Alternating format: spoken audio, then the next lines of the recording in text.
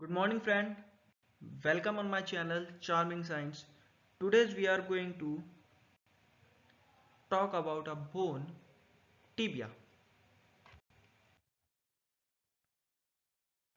So when we are going to look toward the tibia, we will find that the tibia is also known as the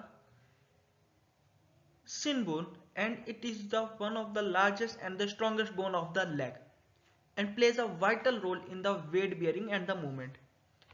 It is the second most largest bone in the human body after the femur and serve as the main support for the lower limb. The tibia contribute to the formation of both the knee joint.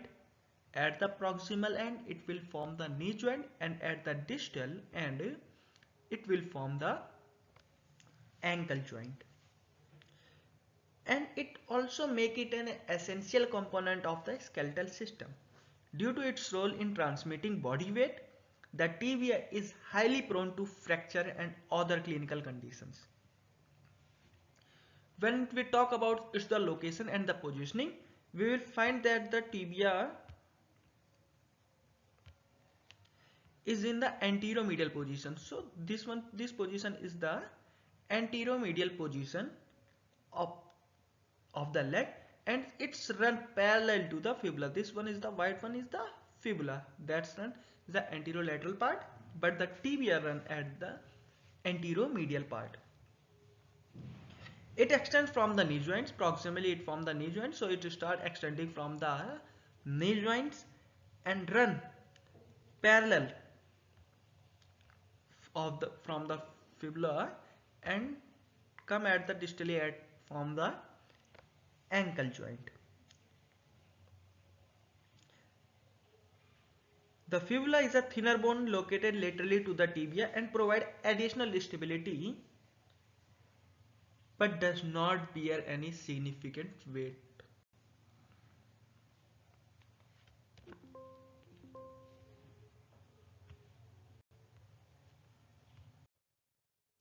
So when we look toward the tibia, we will how to identify it. So whenever we look at tibia, we will find that the upper end of the tibia is much larger than the lower end. So we will find that the upper end or the proximal end is much larger than the lower end. The medial side of the lower end projects downward. Here, the medial side of the lower end which project downward. So on the basis of the proximal surface and the distal surface, we will find that the broader surface is one is the proximal surface, and the medial side, the lower end projects downward, that side one is the medial side of the tibia, that is also known as the medial malleolus. The anterior border of the shaft is most prominent and a crest-like structure. So when we'll see it, we will find that the medial border we will see here that this one is the medial border. Here is also running from a tibial tuberosity. So the anterior border of the shaft is most prominent and having a crest-like structure present.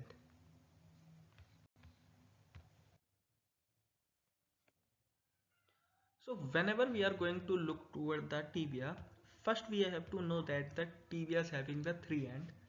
There is one is the upper end, another one is the lower end or the distal end, and in between these two ends there is having a one shaft present in it.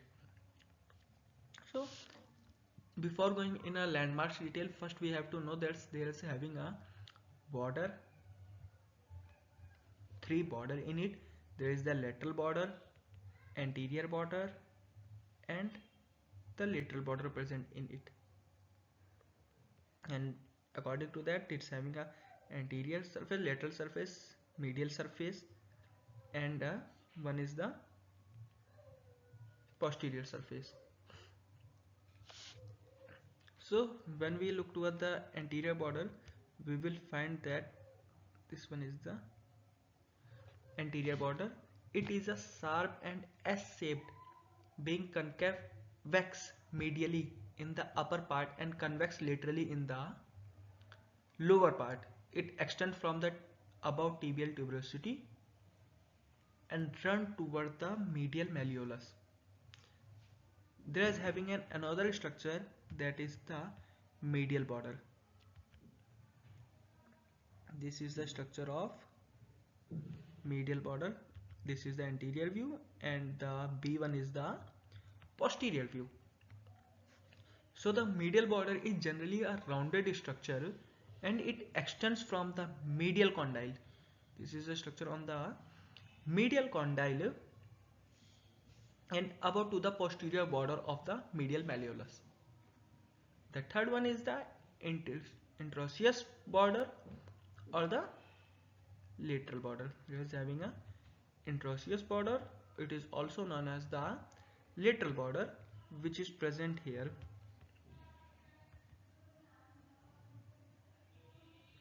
This is a surface that is present on as the known as the lateral border.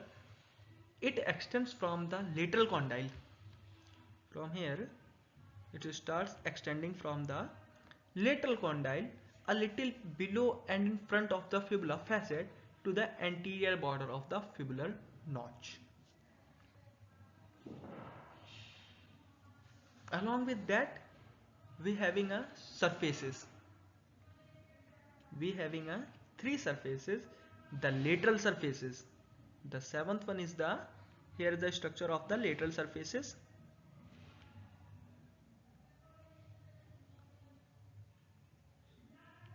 The fifth one is the lateral border. So the lateral surface will lie between the anterior and the lateral border. The lateral surface will lie between the anterior, the first one is the anterior, the fifth one is the lateral border. So the lateral surfaces will lie between the anterior and the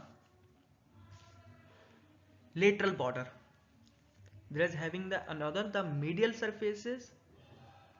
The medial surfaces is the number 10. Here it's present.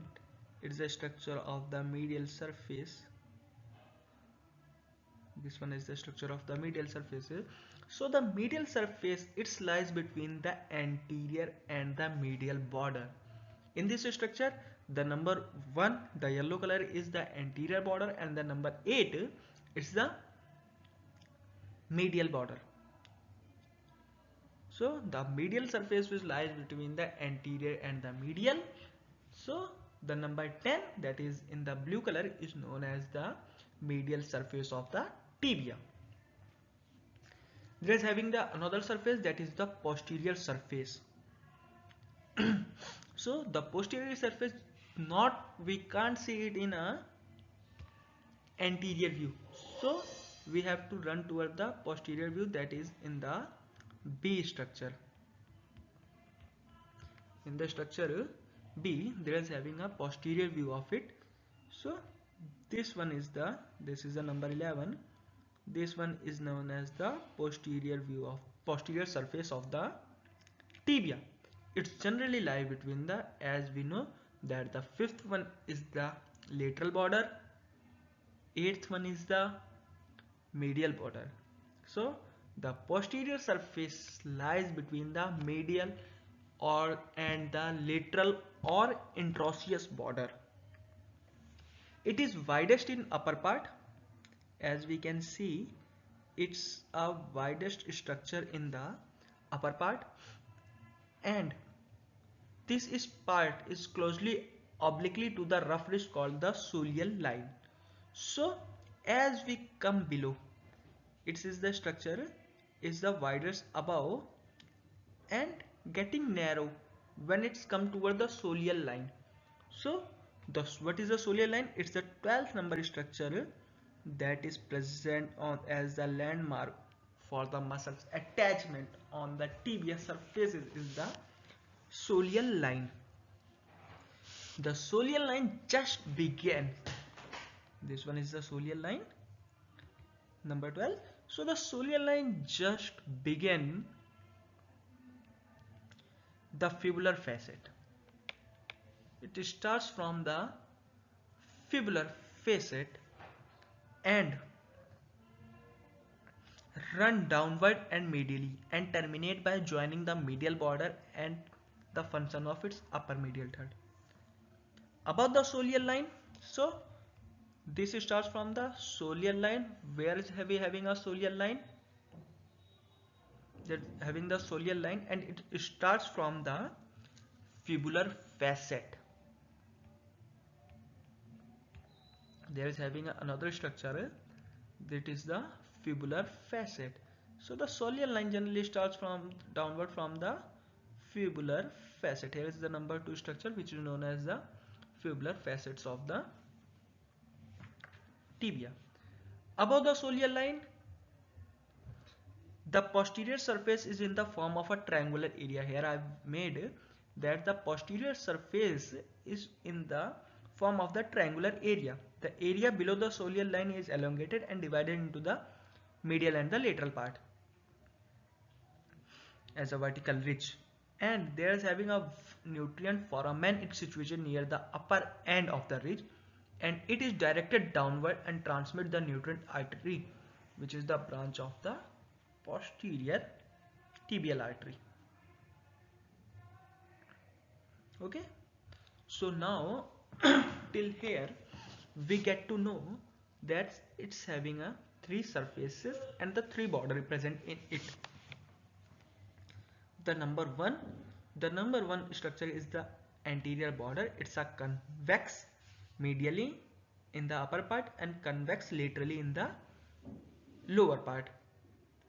The medial border is rounded. The number 8th one is the medial border, that is the rounded structure, and it runs toward the medial malleolus. There is having the another, that is the 5th structure. It is also known as the anterior border, and the lateral border, it's a 5th structure number, which is known as the lateral border.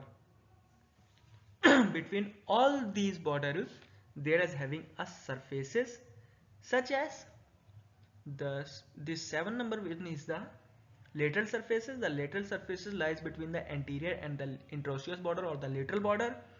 The medial surfaces, that is the number 10. This one is the blue one.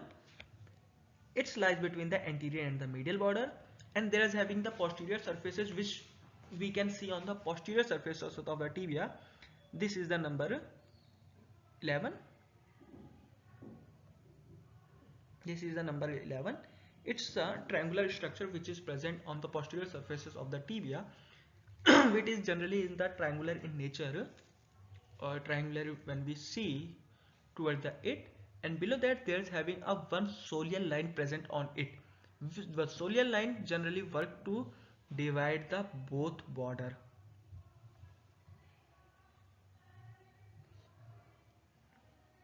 Okay, and above the soleal line there is having a triangular area for the posterior surfaces, and on that, about that, there is having a one structure, that is the anterior facet for the fibula, which is present on it. So we have seen the articular facets for the fibula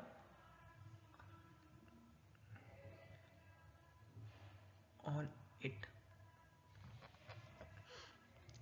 Now we will see there is having a number 1 we have done, number 2 we have done. There is having a third structure, that is the groove for the semimembranosus muscles. So it's a structure where the semimembranosus muscles going to attach on it. So now we are going to look the muscle attachment and the ligament attachment on the tibia. So first of all we will see the flexor digitorum longus. So the flexor digitorum longus is present on the posterior. The second one image is the posterior surface of the tibia, or the posterior view of the tibia. So the flexor digitorum longus is originate from the posterior surface of the tibia and near, or we say the distal to the soleal line. The another one is the gracialis. Gracialis is a muscle which originates from the pubic symphysis, near the pubic symphysis, but it inserts on the medial surface of the tibia, that is pes acerinus. There's having the another muscles which are going to insert near the gracialis is the sartorius and the semitendinosus. So the sartorius, it's also originate from the, that is when the number 17, the sartorius, it's also originate from the ASIS, but it insert on the medial side of medial surface of the tibia. There is having the another semitendinosus is also going to insert at the medial surface of the tibia. There is having another muscles group which is the iliotibial tract. So the iliotibial tract is a thickened fascia of tensor fasciae lata. It's inserted on the gradis tubercle. So there is having a landmark gradis tubercle which is present on the lateral condyle of tibia. There is having a another structure, that is the patellar ligament. Patellar ligament is going to insert on the tibial tuberosity. This is a structure which is present anteriorly on the tibia. There is having the another muscle is the popliteus. So the popliteus generally originate from the lateral femoral condyle and lateral meniscus, but it insert on the posterior surface of the tibia. So the popliteus muscle, this is the long area for the popliteus muscles present here. So the popliteus muscle is going to insert onto the posterior surface of the tibia above the soleal line. There is having the another ligament, that is the posterior cruciate ligament. It's originate from the posterior intracondylar area of tibia, but it insert at the lateral aspect of the medial femoral condyle. The another muscle is the semimembranosus. These are the semimembranosus muscle which originate from the ischial tuberosity but insert on the posterior surface of the medial condyle. So this here is a structure, that is the posterior surface of the medial epicondyle. This in the figure B we can see that it's the H number of semimembranosus muscles. There was another soleus muscles. The soleus muscle is going to originate from the soleal line of the tibia. That is the, here is having a soleal line, so it's going to originate from the soleal line. The tibial medial collateral ligament, this is the another ligament which is present on it. It's also known as the medial epicondyle of femur and going to insert on the medial condyle or the medial surface of the tibia.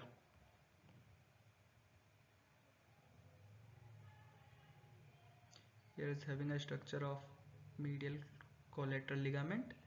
There is having another muscle, that is the tibialis anterior and the posterior. So the tibialis anterior generally originate from the lateral condyle or the proximal lateral surfaces of the tibia. This is the lateral toward the lateral condyle and the lateral surface of the tibia. The tibialis anterior is going to originate and the tibialis posterior will originate from the posterior surface of the, this is the area, this is the posterior surface of the tibia. below the soleal line. There is having the last muscle in this figure, that is the vastus medialis. It originates from the medial lip of linea aspera. So here is the structure of the linea aspera where the vastus medialis muscles is going to insert via the patellar ligament.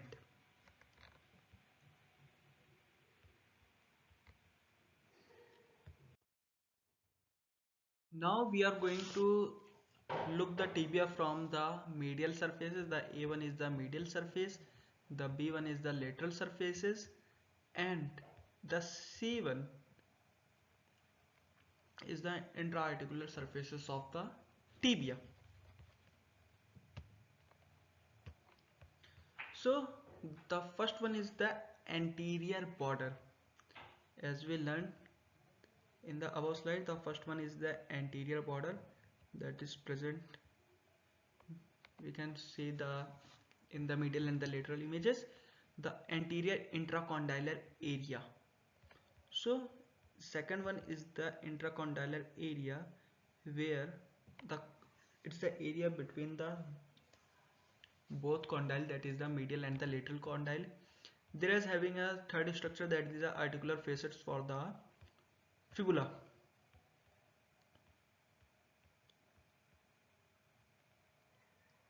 Here a structure where the fibular head is going to articulate or make their slightly attachment from it. There is another the groove for the semimembranosus muscles. In the medial view we will find there is having a groove for the semimembranosus muscles. There is having the interosseous border, or it also known as the lateral border.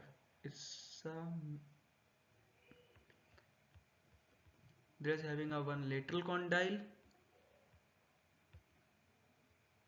In the third image and the intercondylar image we will see that it's having a lateral condyle. 7-1 is the lateral surfaces. The 8th one is the medial border that is running. Medial condyle one is the 9th one that we can see in the intercondylar image, that is the C1. This is the medial condyle. 10th one is the medial surfaces. The posterior intracondylar area is 11th. This is the structure. It lies posteriorly, so it's known as the posterior intercondylar area. 12th one is the posterior surfaces.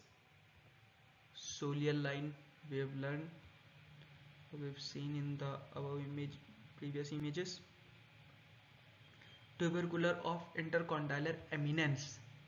This is the one of the main structure that is present in the intercondylar region, that is the tubercular of intercondylar eminence. And the 15th one is the tibial tuberosity that we can see into it. After having that, we will see that there is having a few attachments on it on the medial and the lateral side of the tibia.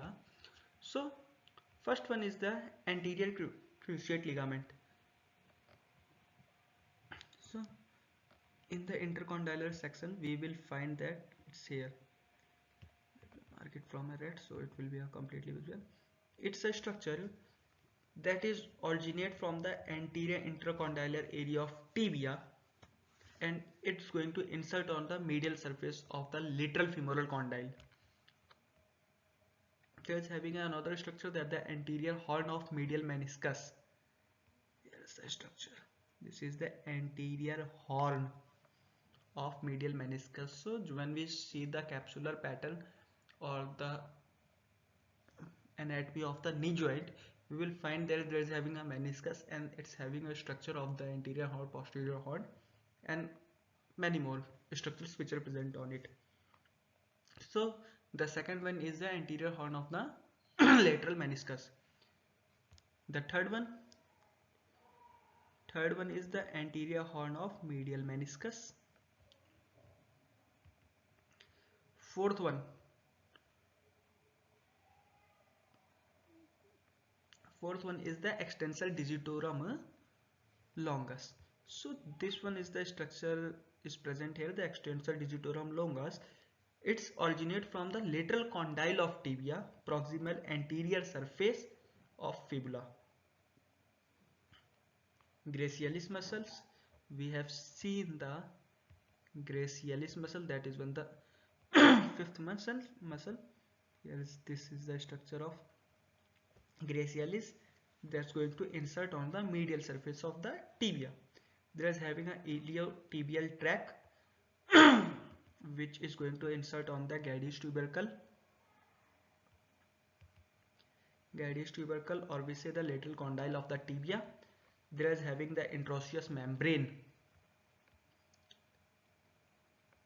There is having a structure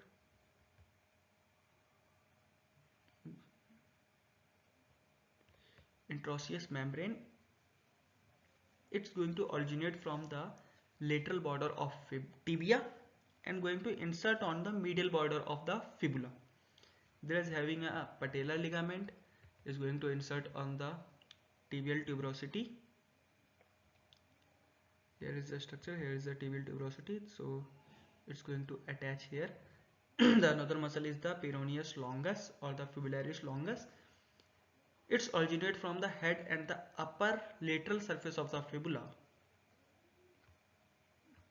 By going originating from the fibula, it also provides some of their fiber to the tibia. Here is the structure on the lateral surfaces. We will find its structure. There is having the another muscle, that is the popliteus muscles. So popliteus originate from the femoral condyle, but it's going to insert on the posterior surface of the tibia. This is the structure where the popliteus muscles is going to insert. The PCL ligament or the posterior cruciate ligament, it originates from the posterior intercondylar of tibia. So this is the structure from where the posterior intertubercular area of tibia, it's going to insert on the femoral condyle. There is having a posterior horn of lateral meniscus, a structure of posterior horn of lateral meniscus. So it's originate from the posterior horn of the lateral meniscus. There was another structure, that is the posterior horn of medial meniscus, that is also going to originate from the medial part or the posterior part of the medial meniscus. There is having the another muscle, that is the sartorius. The sartorius is going to originate from the ASIS, but it insert onto the medial surface of tibia. This is the structure, medial surface of the tibia. There is another, the semimembranosus and the semitendinosus. They both are going to originate from the ischial tuberosity, but the semimembranosus is going to insert on the posterior surface of the medial tibial condyle. So the semimembranosus is going to attach on the posterior surface of the medial tibial condyle, and the semitendinosus is going to insert on the medial surface. That one is the medial surface of the tibia. There is having the another muscle, that is the soleus. Soleus is going to originate from the soleal line.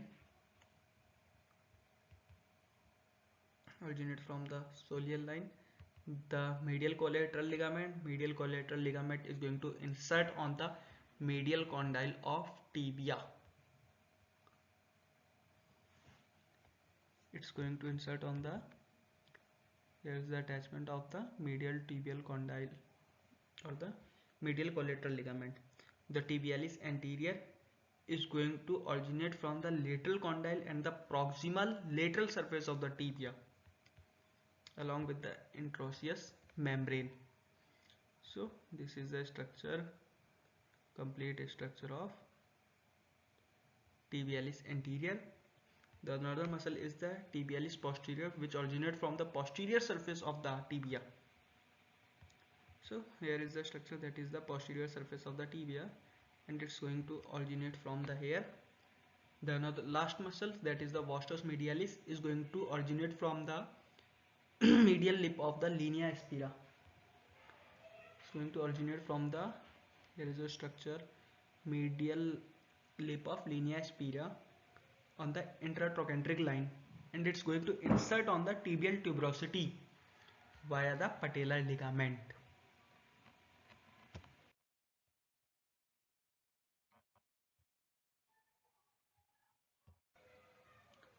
Now this is the lower end of the tibia. So the front one, the ABCD, is the landmark which is present on the tibia or the lower end of the tibia, and the EFGH is the muscles and the ligament attachment on the lower end of the tibia. So on the anterior surfaces, we'll find that in the first figure, this is the anterior surfaces, and this is the sixth number, that is the medial malleolus, which is present onto the tibia. This is the first one is the anterior, the second picture is the posterior. So this is the posterior surfaces, the seventh one is the medial surfaces, and the fifth one is the lateral border, or we say the interosseous border, which is present on it. Sixth one is the medial border, medial, it's a medial malleolus. The third one is it's a groove for the flexor hallucis longus muscles. This is the groove for the tibialis posterior. The fourth one is the groove for the tibialis posterior. Sixth one is the medial malleolus, which we are looking into it. This is the medial malleolus. This is the medial malleolus. The fourth one is the groove for the tibialis posterior muscles. When it's running down toward the distal end of the tibia, there is having a notch or groove that is present for the tibialis posterior muscle, and this is the structure of, in the lateral surfaces, this is the structure of fibular notch. So in this figure we will see that the third one is the interosseous membrane, which we can see that in the anterior and the posterior border. Along with the lateral border, we will find the interosseous membrane. There is having the interosseous ligament that is present in the anterior, posterior, and the lateral border, or in the lateral images. Inferior transverse ligament, this is the present in the posterior and the medial surfaces, and the last one is the medial collateral ligament, is present toward the medial malleolus. And the fifth one is the posterior tibiofibular ligament, which is generally present the posterior in the posterior of the tibia.